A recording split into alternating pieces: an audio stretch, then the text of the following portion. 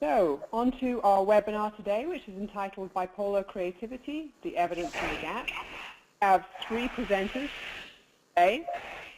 Dr. Sherry Jones, who's a professor of psychology and director of the CalMania, or CALM program at the University of California, Berkeley, and Debbie Costello-Smith from the Shawn Costello Memorial Fund for Bipolar Research. Time to move on to the main event. And on to the first slide, which describes the objectives for the webinar today. There are a couple of objectives around research that we have. First of all, we really want to spend some time reviewing some of the past research on the relationship between creativity and bipolar disorder, and then to share results from two new studies exploring creativity and bipolar disorder with you. One of the other objectives I have for the day is to describe the two teams, the two groups that are behind this research. The first of these is the CREST-BD group. CREST-BD is a research team that specializes in bipolar disorders research and knowledge exchange, and we specialize in something called community-based participatory research. Essentially what this means is that within the network we do all of our research hand in hand with people who live with bipolar disorder on a day-to-day basis. And the research that we'll be telling you about today is a really good example of that. I'll be describing some concrete ways later on in the presentation about the ways we've involved people with bipolar disorder in this process of building science on the relationship between creativity and bipolar disorder. There's another important group behind today's presentation, but before I move on to pass over to tell you a bit more about that group, I want to describe the social media involved in today's event. If you follow CREST-BD, you'll know that we're very busy on Twitter and Facebook. We're live tweeting during the webinar today, and if you'd like to post questions on Twitter or join in that conversation, we'll be tweeting from the CREST-BD handle, and the Shawn Costello Fund will also be tweeting as well from their Twitter handle, which you can see there on the page. We're also both very busy on Facebook as well, and we've provided the Facebook links for you there for the two organizations. And they'll be provided again at the end of the webinar. So at this point, it's my job to pass you over to Debbie to tell you a little bit about the mission and values behind the Shawn Costello Fund. Hi. That's a picture of Shawn in the corner. It's a beautiful picture that Aaron found somewhere that I actually love. Our organization was founded upon the passing of Shawn in 2008. Shawn is an internationally renowned musician, mostly Europe and the U.S. He was just inducted into the Georgia Music Hall of Fame. I have to throw that in because I'm proud of that. But he passed in 2008 after being diagnosed with bipolar type 2 only the year before he passed, despite having been seeing counselors or mental health professionals, psychiatrists for really over 15 years for anxiety, social anxiety mostly, and some depression. In 2008, he voluntarily entered an outpatient program for alcohol addiction, and they were marketed themselves as being able to handle dual diagnosis, and they really didn't have a clue about what bipolar disorder was. I mean, they admitted it. He died the following week after telling a friend that he hadn't been able to sleep for 3 days. He died of an accidental overdose. It occurred to me upon his passing that this had to be bigger than Shawn. We have mental health professionals in the family. My brother's a psychologist. I have a master's in nursing. And it just seemed, one, that something was wrong, had to be wrong at a bigger level. And secondly, Shawn was extremely creative from when he was young. And I believe that most creative people tend to hang with other creative people. And when he was in this program, I went for the family night, and a woman said to me, "Are you Shawn's mom?" And I said, "Yeah." She said, "Oh my God, he's so funny." And he was funny. And she said, they gave out a list of things that you could do to keep yourself busy rather than, concentrate on whatever your addiction was. And he turned to her and he said, "What should I do, judo or crochet?" So it ended up, I just thought there needs to be some other way of working with a person that's creative, especially musicians who have issues with medication, dulling their creativity, having irregular schedules. And just by luck, a really good friend of Shawn's connected me to Sherry Johnson, who has taken the fund, is totally responsible as far as I'm concerned, for taking the fund in the research direction that I was hoping for. And so I think she's our next speaker, and I can't thank her enough for what she's done for the fund. Thank you so much, Debbie. I have the deepest admiration for what you've done to kind of bring people together around what's a really important cause. So today what I want to talk about is this long-standing idea of a possible link between creativity and bipolar disorder. And what I'd like to do to start us out is to talk to you about some of the research findings and some of the knowledge that's already out there, and then we'll use that as a foundation for some of our new work. So I really want to acknowledge Kay Jamison's work in this area. Kay published a book in 1993 and has done a lot of work since then as well on highly creative people with bipolar disorder. So in 1993, she began to compile an extremely long list of authors that, when you review their biographies or their autobiographies, appear to have had bipolar disorder or manic episodes. It's a kind of incomplete because I can't quite imagine my bookshelf without these people's books.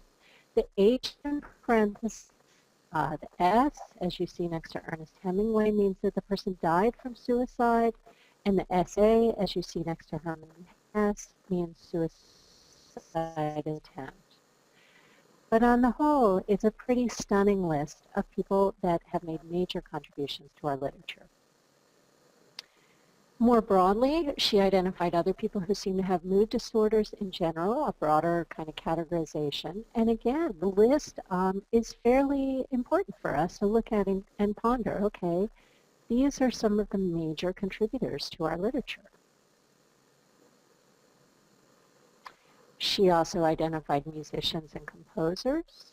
Hard to imagine my record collection or CD collection without these people.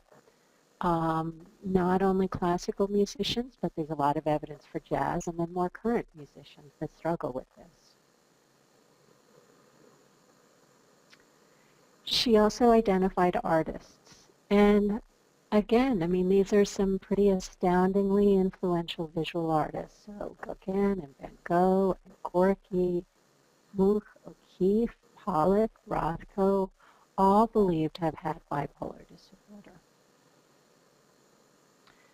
So I'm going to just pause us for a minute and ask us to imagine our world without the beautiful visual creations of people like Van Gogh or Gauguin,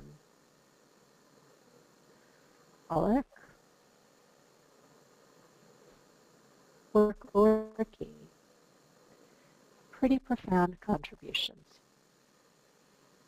And so it's hard to make any argument against the idea that there are many, many bipolar disorder. It's not just the scientists that are saying this. Here's an Armani perfume ad. I doubt we're ever going to see another severe mental illness featured as a perfume, but the people in the fashion industry and the media recognize that mania has a certain cachet, and I would argue that some of that cachet comes from the link with creativity.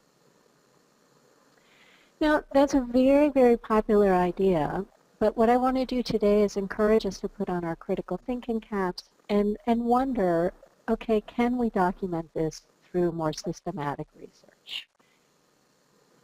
And so what do we really know about the degree of relationship between bipolar disorder and creativity?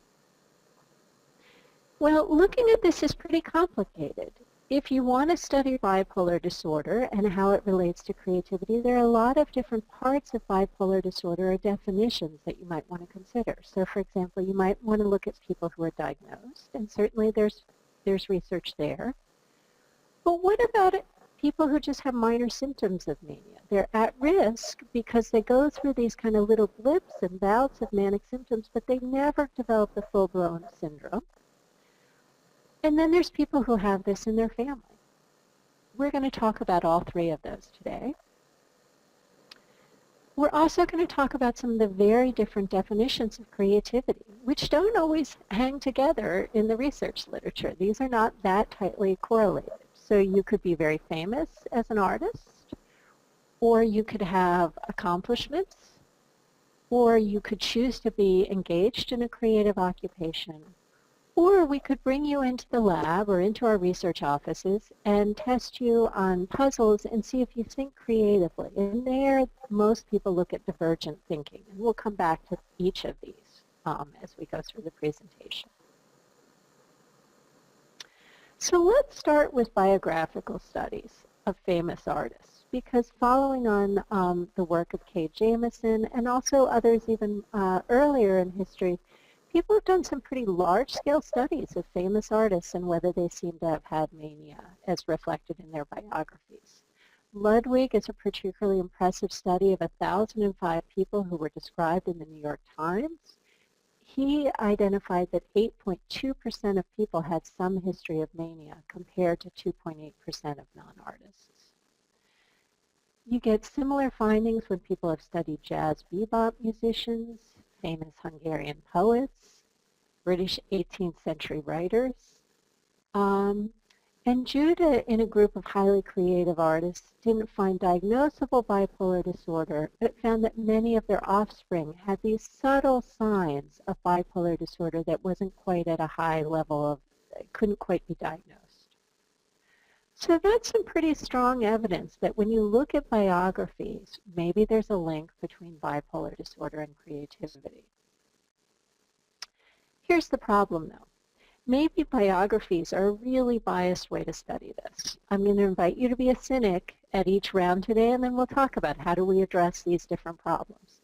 The problem with biographies is maybe you get a biography written about you because you're really interesting. You've lived a dramatic life. And, well, maybe people with bipolar disorder just live more interesting lives, and that makes people want to write about their biography, write their biographies. Well, what if you just went to a group of people who were already very famous or established, who weren't necessarily having biographies written about them? And this is what Andreasen did. She went to the Iowa Writers Workshop, which is a highly prestigious writers' workshop. You have to be well-known to be invited. And she interviewed people. She did diagnostic interviews. And when she did that, she found that 43% of the people in the workshop met criteria for some form of mania, 30% for bipolar II disorder, and 13% for bipolar I disorder. You compare that to the rates of 5 or 6% of people with bipolar disorder in the general population, it's a pretty clear ratio there, that there's some link going on between creative fame and bipolar disorder.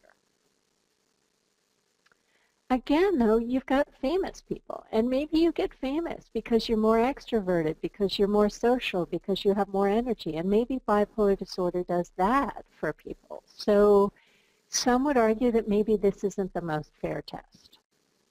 Well, what if we went to people who weren't famous or eminent? So studies of just people who are working as artists or people who are studying as musicians.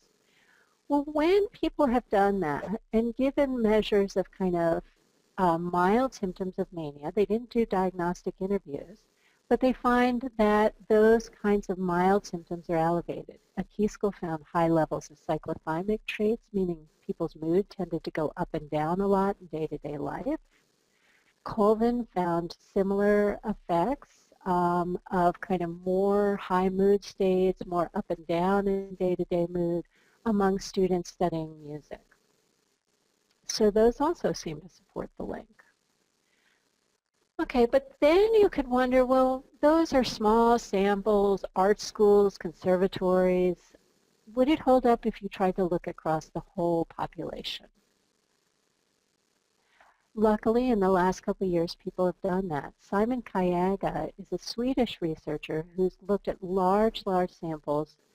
And he began by asking the question, is creativity tied to psychopathology among family members? One of the things that's interesting in Sweden is that they maintain national records of all mental health treatment for a person and their family members, and then their occupation. So he was able to look at large numbers of people and their history of mental health treatment personally or in their family. So what did he find? He found that people with bipolar disorder and the healthy siblings of people with schizophrenia or bipolar disorder were overrepresented in creative professions. They were more likely to be employed in creative occupations. People with schizophrenia did not have an increased rate of overall creative professions. It was just their family members. And in unipolar depression, there was no advantage for the people who had unipolar depression nor their siblings in whether they were likely to be involved in a creative profession. So bipolar disorder looked unique. It's the only disorder where the people themselves were overrepresented in creative professions.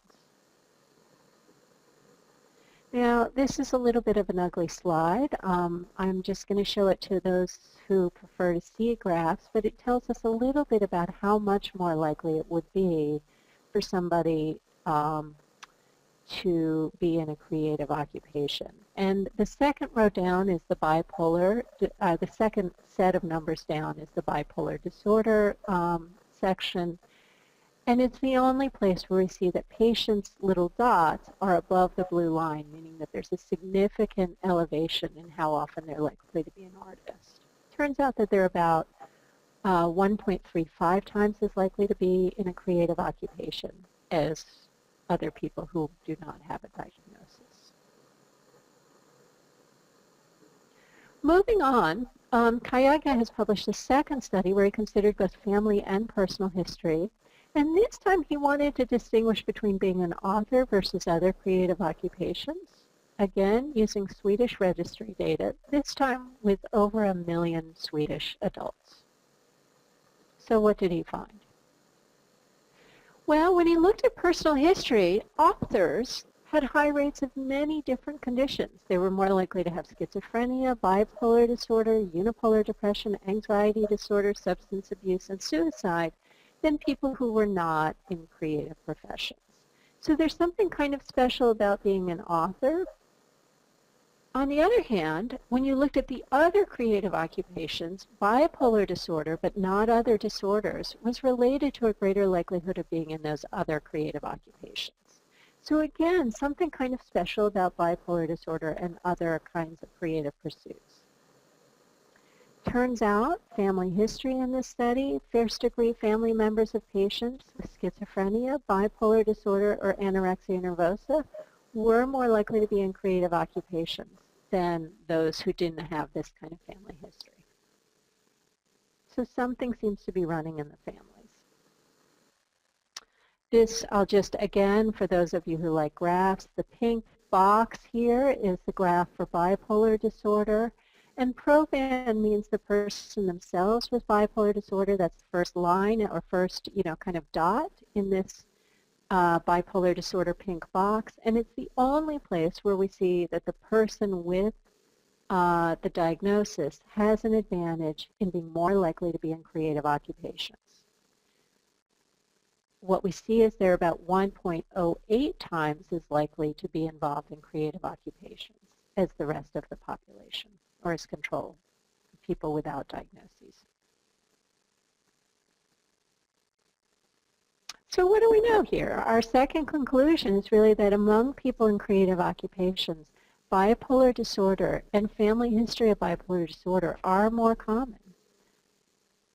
And certainly the personal history being linked to creative occupation seems kind of unique to bipolar disorder, unless you're talking about authors.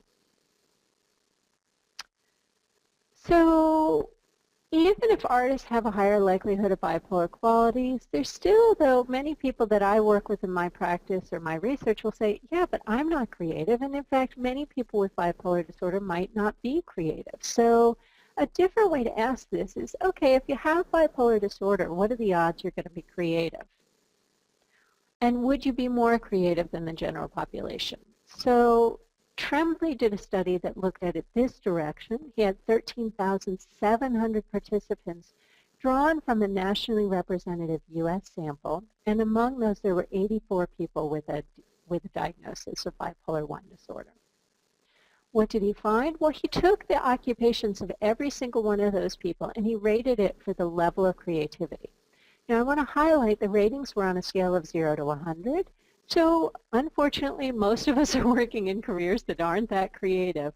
But in the general population, the level of creativity was 3.07 for those occupations.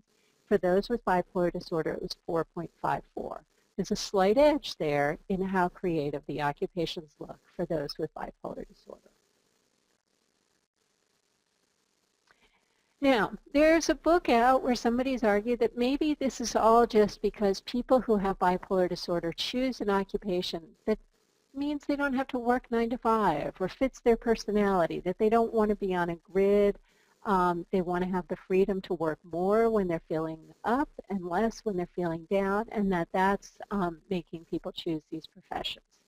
So by that argument, you say, okay, I don't want to know about occupations. I want to know, well, what did they really accomplish? Show me the actual creative products. Well, Richards has done this back in 1988. She brought in a group of people who were controls, a group of people who were relatives, first-degree relatives of those controls. Her third group was first-degree relatives of people with bipolar disorder. Her fourth group was people who had cyclothymia, or their mood went up and down a lot, but they never had full-blown manias.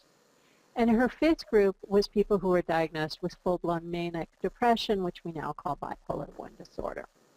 Well, what did she find? She interviewed each of the people to find out what they had accomplished in terms of creativity in their lifetime. So if they said they were an author, she wanted to know, well, had they written, what had they written? Had it been published? Had it been reviewed in any articles or journal articles? Or had it even achieved recognition in something like the New York Times? So she gives points for the level of accomplishment. And what she found is that, indeed, the people who had mild bipolar symptoms, the cyclothymic group, and the relatives had high levels of lifetime creativity. I also want to point out something that's kind of a little interesting here, which is that her last column here, the fifth column, for those who were diagnosed with bipolar disorder, full bipolar I disorder, they didn't have better lifetime creative accomplishment than the controls did. So what we're seeing here is this interesting pattern where lifetime accomplishment is high in the family members and in those with milder symptoms. So if you look at actual accomplishments, it seems as though creative accomplishment is enhanced among those with milder forms of bipolar disorder, but not among those with more severe forms. There's also been research where people just went to people who had bipolar disorder or who had mild symptoms of mania but hadn't been diagnosed or had this in their family, and they say, well, how creative do you see yourself as being? Generally, the studies of people who say, I have some mild symptoms of mania, I've never been diagnosed, those folks tend to say they see themselves as more creative than the general population. Similarly, people who have a family history of mania tend to see themselves as more creative. But Santosa is the only person who's really looked at people diagnosed with bipolar disorder, and he didn't get an effect there. The people with bipolar disorder diagnosed did not feel as though they were more creative than other people. So here again, when they have the milder forms that haven't been diagnosed, when there's family history, people see themselves as creative. Doesn't seem to generalize to the more severe. So let me recap, because we've gone through a lot of research in a short period of time here. We've looked at biographies, we've looked at studies where we bring in famous people and interview them, and we've looked at occupational choice. And all of those three types of approaches, across the board, people with bipolar disorder, people with mild symptoms that aren't diagnosed, family members, people with milder versions, you name it, everything we've studied there, it seems like there's a link between creativity and bipolar disorder. But then this funny thing happens when we look at the last two lines of this table of creative accomplishment and self-rated creativity. There, what we see is that the people with bipolar I disorder are not showing elevations of creativity. It's the people with the milder forms, their family members, and those at risk. And so when we say that there's something about bipolar disorder and creativity, It's most true for those with the milder and at-risk forms, and there may be some limits about how accomplishment works when you have the more severe mania. Nonetheless, I think it's a pretty compelling set of studies that there is a link here. There's something going on between at least family and risk for bipolar disorder and creativity. And the big million-dollar question is, okay, what is that? What fuels the creativity? There have been studies of divergent thinking, and let me just describe what this is. This is the idea that some people can come up with kind of more unique combinations of ideas. A classic way we test this is we say something like, here's a toothpick, tell us unusual ways to work with a toothpick. And while I might think, okay, it's good at cocktail parties for, putting in little treats of food, other people can say, well, I would build a stick figure doll. And there's even more unusual uses. Well, people have looked at that kind of measure a fair amount. And again, there's high levels of divergent thinking in students who say they've had mild symptoms of mania but haven't been diagnosed.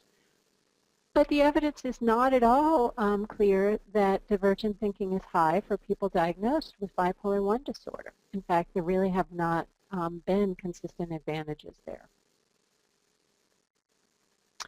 So here again, creative divergent thinking is observed in those at risk for the disorder, but not within bipolar I disorder, at least when we're measuring things when people are in a well state without any kind of symptoms. Some people have said, well, maybe mild mood changes help creativity. So let's set aside divergent thinking for a minute. Let's ask if there are other kinds of mechanisms. Well, in a couple different studies, one where Kay Jamison interviewed famous artists, and in another where they tested undergraduates and looked at kind of mania, risk, and creativity, the consistent pattern was that symptoms like having more enthusiasm and energy and not needing sleep related to level of creativity. Other symptoms were not helpful or were even harmful. So one possibility is that some mild mood changes could help give you the energy and the kind of what you need to get some projects done and to feel a little more inspired. We have also wondered about the idea of ambition.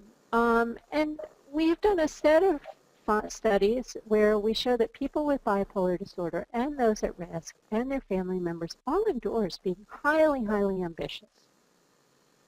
So we wanted to say, well, does that help creativity? Well, to look at this, we've done a couple studies. In the first, I should say before I talk about the specific studies, one way we measure ambition is we have a scale called the Was Up. It's a measure of how much will you set very difficult to achieve goals in your lifetime. And in the first study we looked at this for creativity, we worked with Erin to recruit people who had a history of bipolar disorder and saw themselves as artists or highly creative. And we asked them to complete our Was Up measure of ambition, and we also measured their lifetime creative accomplishment. In study 2, we had a large group of undergraduates complete the Was Up, tell us about the level of kind of mild manic symptoms they've had, and then we assessed creativity. Well, what did we see? In study 1, with our artistic bipolar sample, we found that they had higher Was Up scores than other people. Their scores were even higher than other people with bipolar disorder and certainly higher than healthy adults that have never had bipolar disorder. We also, though, found that within our group of artistic bipolar folks, ambition was highly correlated with the level of lifetime creative accomplishment. So our most ambitious folks were the ones with the highest levels of creative accomplishment. In study 2, we found that mania risk was related to both greater ambition and creativity, and that ambition also directly related to greater creativity. So this gives us a hint that maybe ambition is part of the story. Maybe one thing that happens is that people who are more ambitious are able to persevere and stick to very difficult to accomplish goals of creative endeavors. And we all know that being an artist or a musician and making that work takes some real energy and drive and persistence. So what have I said? Maybe there's parts of kind of mild mood fluctuations with energy and enthusiasm that help. Maybe there's parts of ambition. But I have to say we feel a little humbled. This is a very complicated puzzle, and we certainly didn't feel as though we knew everything. And it was at this point of kind of staring at the puzzles and the gaps that we wanted to go back to people who had bipolar disorder and were highly creative and ask them for their input.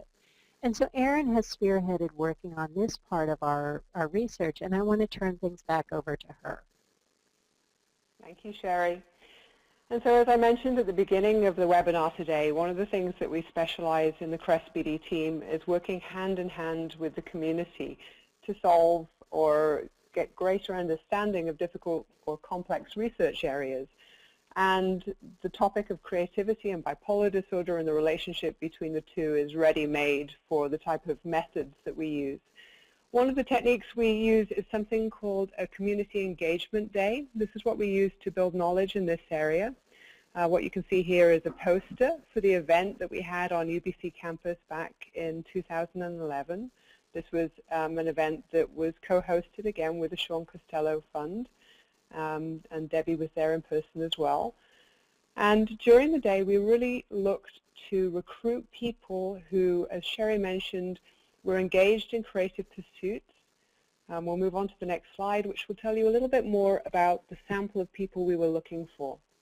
So what we found were 22 people in total who lived with bipolar disorder. About half of them lived with bipolar disorder type 1, the other half with bipolar disorder type 2.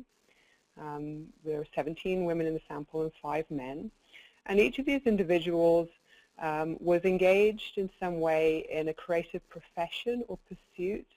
So for example, they were visual artists, poets, writers. Some of them were musicians as well. And as part of the inclusion criteria, we looked for people who had published, who had shown their work, who had won an award for their artwork. So it wasn't really just self-reported creativity. There was actual kind of demonstration that they had been involved in creative pursuits for some time. Now this is what we would call a qualitative study. In qualitative research, you can use things or techniques like focus groups or interviews to really use a kind of structured approach to describe in detail people's experiences. We used focus groups in this particular engagement event. They lasted for an hour and a half, and they're tape recorded or digital recorded, and then they undergo something called thematic analysis, where you're really looking for themes that are coming out in the data. We asked the participants in those groups a number of structured questions, such as how or does bipolar disorder enhance or add to creativity? Do different mood states have different impacts on your creativity? How does it relate to treatment? How do medications play a role? And are there ways of tailoring treatments for people with bipolar disorder that could help them express their creativity?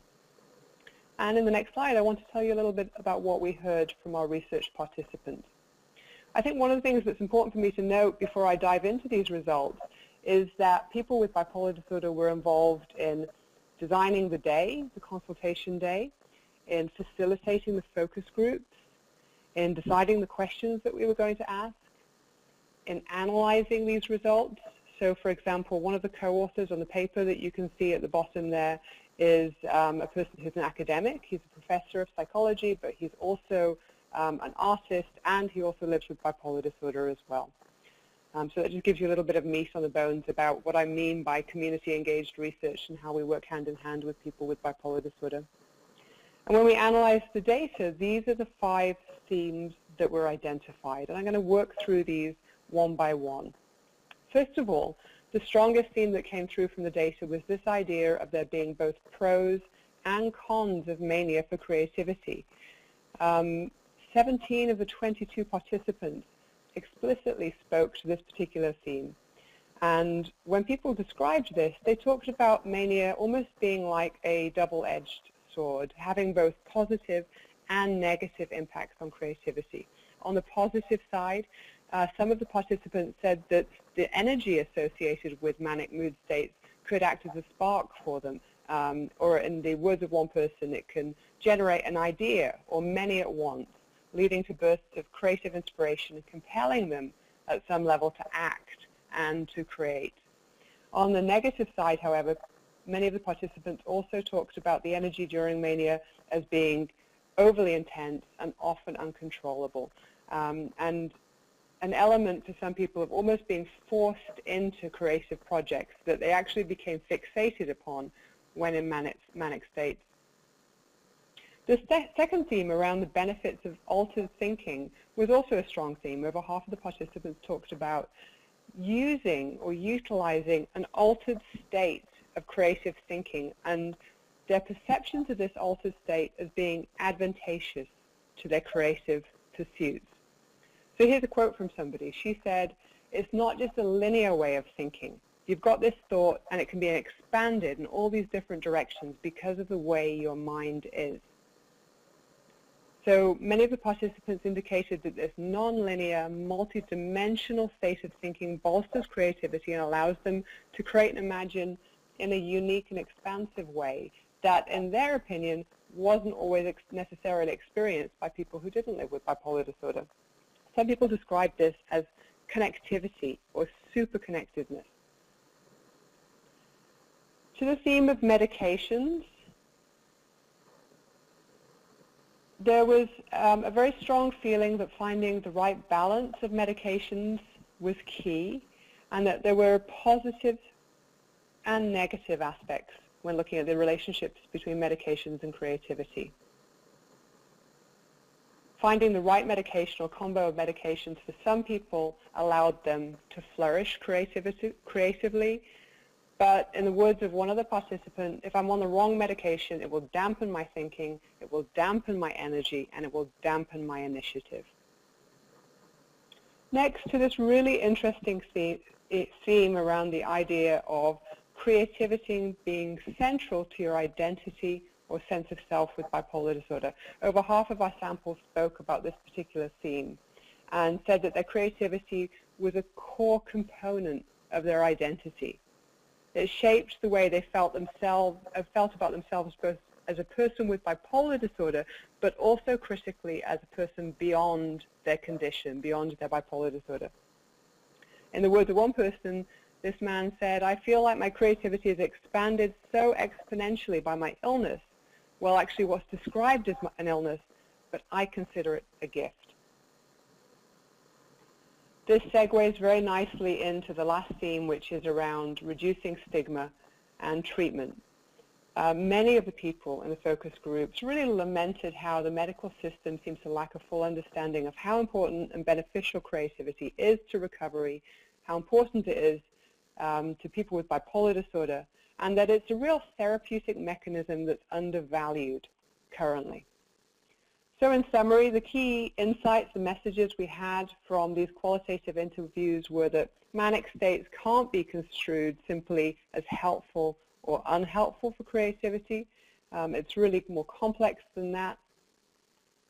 One of the things I think we do within the medical system perhaps is always pathologize manic states, and what we heard in these focus groups was that for some people there is meaning and there are insights which are gathered from mania or garnered during manic states, and that this holds value for people. In terms of treatment, finding the right medications to support creativity is important, but critically increased understanding by the healthcare system is needed.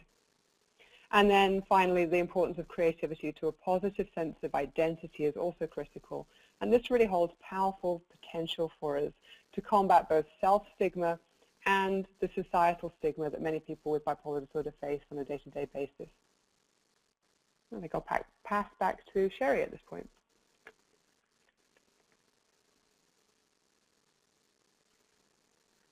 Thanks so much, Erin. So I think that the evidence is quite clear that bipolar disorder is related to being a creative person. We've seen evidence across many, many, many different definitions of creativity. But I think a caveat is that it's particularly true for the milder forms of bipolar disorder and even vulnerability to the disorder. Now, for me, one of the take-homes from that is that there's definitely a link. We need to understand it, and perhaps one of the ways to understand the kind of evidence about the levels of severity is that when mania gets too out of control, that may thwart an underlying advantage in being creative. And so what we want to do is we want to have, I mean, really what the literature says is that being even in the family or even having the mild symptoms of mania is going to help creativity. And having repeated, terrible, huge episodes of mania may be painful for the ability to accomplish what could be. On the other hand, minor blips in energy and enthusiasm can foster having the spirit and the kind of inspiration to achieve creative endeavors.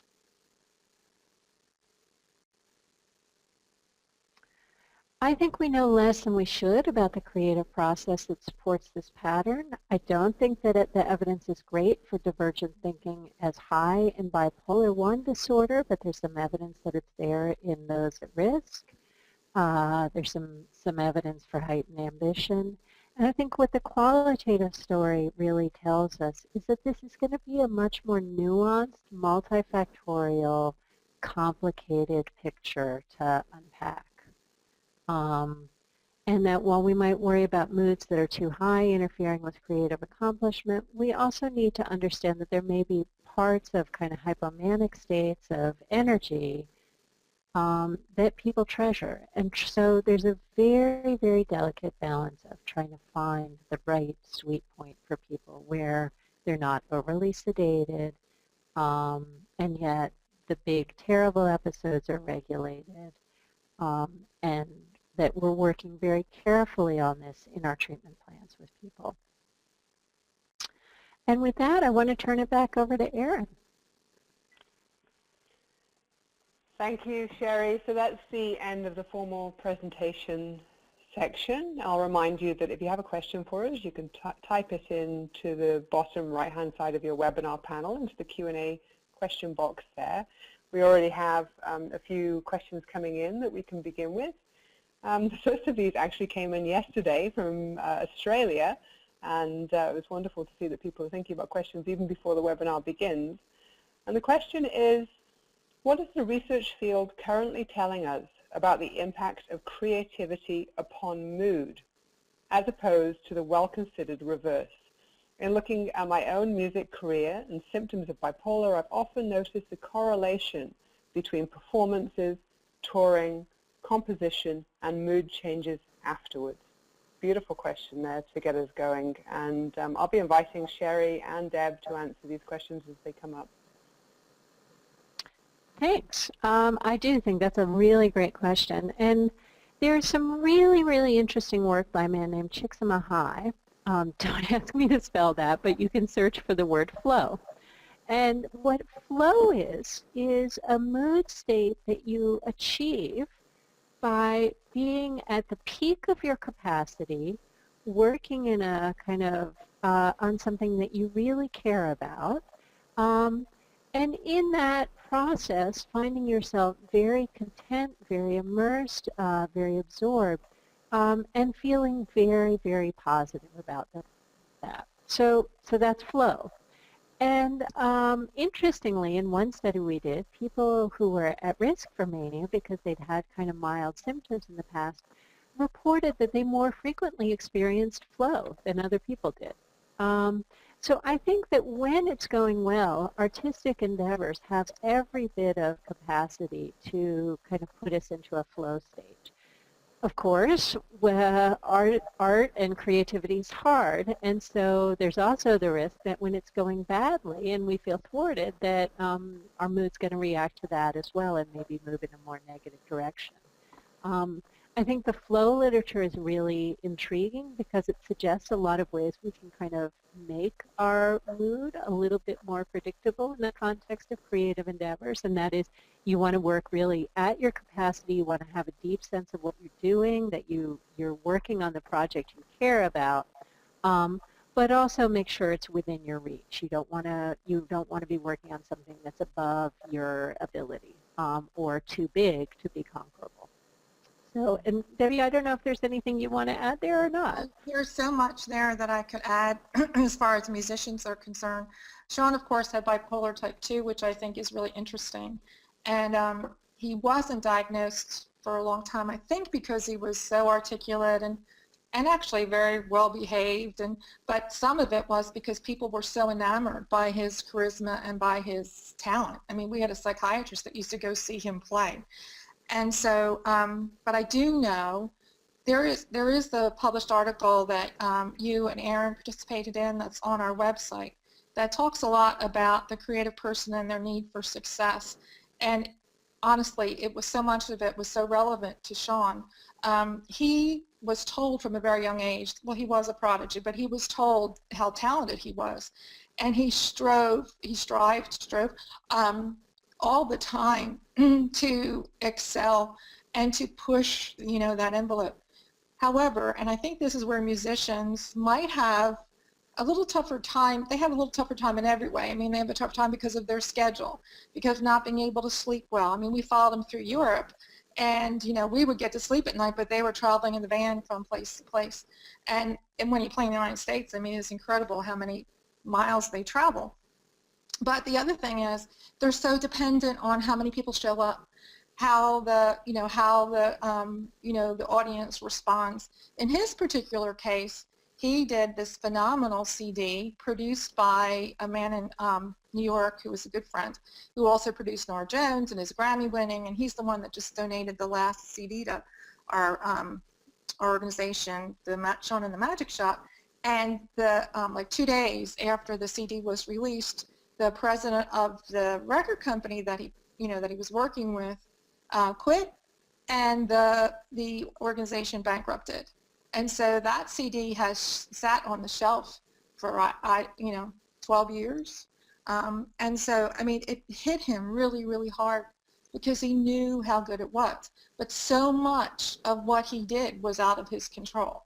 And I think that's so different than if your creativity is, I guess artists might have the same thing if they're fine artists, but I mean, if you're a graphic designer and you're getting paid a salary, there is, reward for what you do, and you can modify what you do, and you can go back to the client and say, how do you want to make, have me make these changes? And then there were other times, and he played in Vancouver, actually, had a big following in Vancouver, and he called me from Vancouver, and it was right the year that he passed away. He was so excited. Of course, it's 3 hours, later here. He was so excited about how that went that night. And so he was, dependent on a lot of things that were out of his control, and there are so many things that musicians deal with in terms of risk factors, one of them being sleep deprivation, which then leads to mania. And so, but that need for excellence, and there were times when it just, it just fed him, and there were times that it caused him to go in a dark room, close the shades, and sleep day after day. So, I mean, there's just so much that could be talked about that has to do with this need to excel. There's also the part that sometimes where they feel a little grandiose, and so that reaching beyond where their level is. Shawn's level was, fairly high, but he was in blues, and so trying to, excel as high as maybe somebody who was in, rock or pop probably isn't going to happen. But that grandiosity can work, for them in terms of motivation. It can work against them in terms of causing depression when they don't get where they think they should be. It's very complex. But the other thing is identifying themselves with their creativity. There is a video out that was I really don't know that it's ever reached the audience it was supposed to reach, but it was moderated by Kevin Bacon, and it was about guitarists. And I mean, Slash is on there, and Nancy Wilson from Heart. Shawn was in Los Angeles at the time, and so they interviewed him. And there's a very telling part where he said, I don't know anymore where I end and the guitar stops. It just became such a part of him. And from when he was very young, he just said, Mom, I need to play the guitar. I need to do this. And it's probably something that we don't have if we don't have, and I say me, the kind of talent that focuses on one thing that's, really, that you are in love with or passionate about, we just might understand. But it was a part of him. I don't know. I'm really glad you mentioned triggers in that, Deb. I think that's a critical part of the question that was raised by our participant here. She doesn't say what direction her mood changes after a performance, but she does say that she tours, and we know that there are many potential triggers for bipolar disorder mood episodes, key amongst them sleep dysregulation. And when you look at what do we tell the average person with bipolar disorder they need to do for health and quality of life? You have to go to bed at a regular time, you have to eat at a regular time, avoid drugs and alcohol, keep your sleep schedule and routine very solid, and your social networks solid and consistent. That's not the average life of a musician who's touring, so it's rife with potential triggers for mood episodes, just as in the very nature of the job. And I think it's things that people don't understand, because the mood could be very elevated. Like when Shawn coming from Vancouver, he was just so excited. But then you go back to your room alone, and it's, and there's this, this all of a sudden this rapid change from people like, clapping and going crazy and telling you how great you are, to going back to a room by yourself, so desperate that you have to call your mother. But and he wasn't a teenager at the time. He was 28 years old. So it's people don't understand that particular life. But anyway, it does have major impact on moods, and in a lot of cases things that you can't control. But this determination to be good at it, and the fact that they don't feel like there's an option. You don't feel like there's a choice. I play guitar. I am an artist. We have a few more questions to move on to, so I'll move us along. The next question is about medication specifically. Why do I feel less creative when I'm on lithium? Oh, that's a great question. So the literature on medication is really mixed. There's no one medication that seems to be well documented for protecting creativity or blunting creativity. Rather, what it seems to be is a little bit about working carefully with your doctor to identify a medication where the side effects are tolerable for you, and that may include kind of how your thinking feels and how your energy feels. And sometimes that's going to mean switching to a different class of medication, and sometimes that's going to mean that you want to change the time of day that a medication is taken, and sometimes it means you want to work with your doctor on changing the dose. And it's often a pretty complicated process to get to the right exact kind of medication that allows you to feel, your strength and the level of energy and focus you want, and yet gives you enough protection against the manias. A good doctor will work carefully with you on that, and one of the things we heard again and again in the qualitative study is that this kind of emphasis on being able to protect creativity needs to be part of the dialogue in treatment settings. It needs to be something that people talk about with their psychiatrists and work on as an important part of good treatment outcome with their psychiatrists. I'm sure that both of you have wisdom here you'd want to share. Is the question more like, what is it about the medication that affects your biochemistry? Is that the question? Like, what part of the brain or whatever is being affected so that it affects your mood? Because didn't she say, why do I feel, or the person asked the question, why do I feel less creative when I'm on a medication? I mean, everything that is absolutely true. I mean, Shawn was on Depakote. He said, Mom, I can't perform. I feel like I'm walking through butterscotch. So they switched him to another medication that, was fairly effective for him. But I'm not sure that we're answering the question, or am I misunderstanding the question? No, you got the question fine, but we have several other questions coming through and just 5 minutes left, so I should push on and deal with as many as we can. This next one is a great one. It says, thus far the discussion has centered around mania. but what about depression and creativity? In my experience, mild to moderate depressed states are valuable creatively because they encourage both critical reflection about the product, and they may be of benefit for people at the milder end of the spectrum. Any feedback on that? Sure.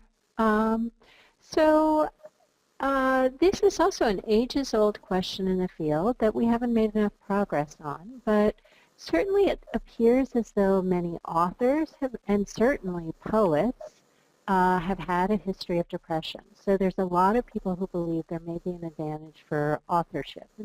And maybe that's because depression involves kind of sinking deeply into your thoughts, and that something in that process builds compassion or builds insight. Many people, though, would argue exactly what the question asker has raised, which is that what depression does is it helps you winnow down your kind of set of ideas that are on the table, because you have this very critical mind at that moment. So you look at the ideas and you go, no, not that one, not that one, not that one. Versus in hypomania, you may generate a whole lot of different ideas. You come out of that, go into a depression, you may knock a bunch of those off the table, and then come back out when your energy is restored with a sense of, okay, where do I want to put my focus? Having said that, I think the research literature is really mixed. In the most systematic studies, it's been hard to show that sadness or depression really foster creativity. And I think this goes back to the kind of struggle we raised at the beginning, is that there are so many different definitions of creativity. And people need to do research on the many, many different ways in which you could define creativity to understand really how depression works. So I think our literature is weak. In Shawn's case, I think the depression was consistent with his blues orientation. Interesting. Yeah. Lovely response. Thank you. To the next question. Are there any studies that talk about creative individuals who are forced to work in another field? When that happens, the data could be skewed because it's related to accomplishment and so-called ambition. One needs to survive, even although one might be creative or have ambition. Oh, you know, there's a lovely study where they looked at creative hobbies in adolescents with bipolar disorder, and they showed they were much more likely to have creative hobbies. And so, you know, maybe it's, you know, very few people get to work as an artist. So many highly creative people are thwarted in that ambition. And yet, for those people, it may be important to kind of hold on to activities in their day-to-day life that allow that artistic spirit to come through. And it does look like many of the adolescents with bipolar disorder are successfully doing that, which is great to see. We have more questions than we have time for, unfortunately. We'll just deal with one more before we wrap up, but we will address all of them through Twitter and Facebook afterwards, so we will weigh in on all of them. But to the final question, could the creative advantage for mild bipolar disorder be due to creative people being more adept at developing effective self-management strategies and self-awareness? Boy, I love that question. I think it's entirely possible that that's the case. This is one of the places where it really highlights that the wisdom of the people living with this disorder is something we need to channel into our research. We need research to take on questions like that and systematically look at them. I think it's a terrific theory and could be a great focus for the next round of work. Debbie, I'd like to pass over to you at the close of our webinar at this point, just to see if you have any closing words, but also to really thank you appropriately for your personal dedication to advancing this area of science, for being an advocate, for addressing societal stigma in this area. You do beautiful work, and the Shawn Costello Fund is a wonderful organization. We encourage you all to check it out. You can see the website address in the slide that is in front of you. But any closing words from you, Deb? Just thank you for everything that you just said. It is obviously a small sample of people who have bipolar disorder, but I think that they're a group that is in some ways on the fringes. Often don't have health insurance in the States, that kind of thing. Don't have a great support group because they travel from place to place. And so I think it's a vulnerable group. And I think that's why studies are like this are so important, and hopefully we'll get to a place where we can do evidence-based care for someone who has a dual diagnosis. 50% of the people I've read with bipolar disorder, for example, have alcohol addictions. So it's very complicated, and I do appreciate all of the work. I can't do this. I mean, I'm not a researcher. I'm just so glad that there are other people that are dedicated to doing it. And CREST-BD, you must go on their website, is the most phenomenal. If I could leave Atlanta and run to Vancouver and work with them, I would tomorrow. Most incredible organization as far as support for bipolar disorder that I know of. Well, thank you. CREST-BD is built on its membership and its team members, and Dr. Sherry Johnson, who has been presenting today, has been a founding member of the group and is really at the forefront of science on the relationship between creativity and bipolar disorder. So thank you to Sherry for sharing these results with us and joining us today, and thank you to everybody who's on the line. We will keep the conversation going. Thanks for joining us. Thank you. Thank you.